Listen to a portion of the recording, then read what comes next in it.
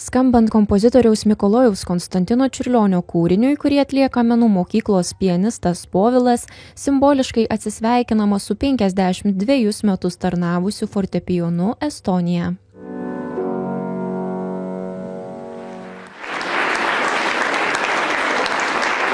Skambant plojimais, instrumentas užklojamas audeklu.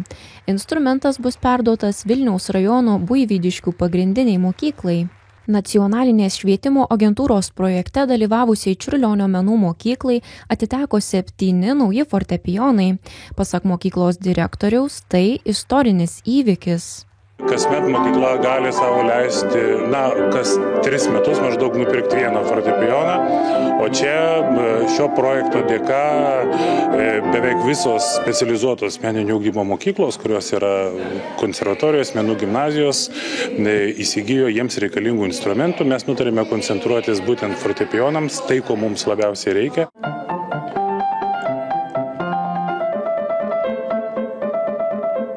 Išrinkti naujų fortepijonų mokyklai į Vokietijos miestą Hamburgą drauge su kolegomis važiavo fortepijono mokytoja Inga Višniauskaitė.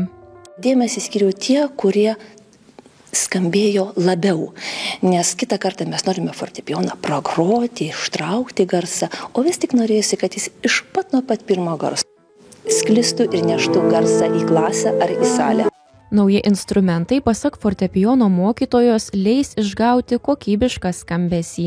Yra instrumentų senų, kur mes negalime išgauti gražiaus garso, negalime parodyti mokiniui, kaip jis skamba, nes jis tiesiog pamatys vietoje, kaip skiriasi, išgirs, kaip skiriasi garsas.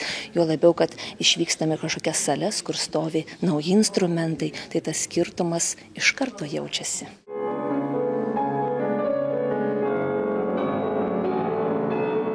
7 nauji fortepijonai bus įkurdinti 3 klasėse ir Beatričės salėje. Mokyklos direktorius sako, jau pastebi moksleivių susidomėjimą naujais instrumentais. Aišku, visi vaikai stengiasi prieš užsiimti geresnės klasės, nes visi jaučia, koks fortepijonas yra geresnis. Taip kad manau, kad tam tikrų pasistumdymų dėl geresnio fortepijono bus.